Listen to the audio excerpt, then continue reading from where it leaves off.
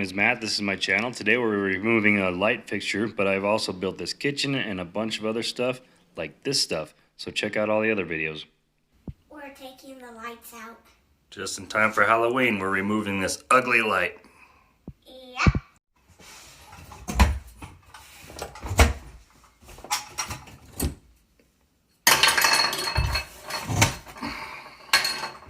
We're installing these lights. Yeah, that one. And we're replacing that light with these ones. Yep. In this case, at the top of this light fixture, there's a set screw, or there should be. It kind of holds this cover plate on. In this case, it doesn't have it. There's going to be a couple of screws. Pull those out. You can pull this whole panel out, and then you can disconnect the wire nuts in the back. When you're pulling off a light fixture, there's no need to flip the breaker. Just turn the switch off and keep it off. Although it's not essential, in this case it's a necessary thing. I consider it anyways, to kind of skim coat this with drywall, because it's a lot easier now than later, because we're going from this big rectangular ugly thing to this little tiny fixture. Honestly, this roughened piece isn't even the right thing, but find some holes, because these plates are pretty universal.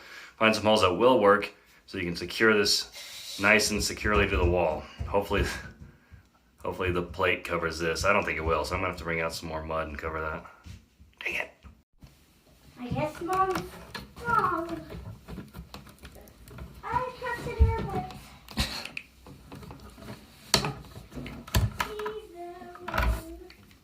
Shove all the wires coming from the wall into the little cavern there. Then try to line up these screws.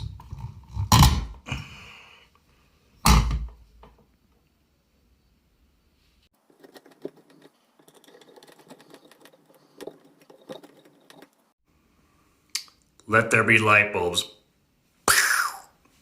There it is. Boom, boom, boom. Messing with my shutters.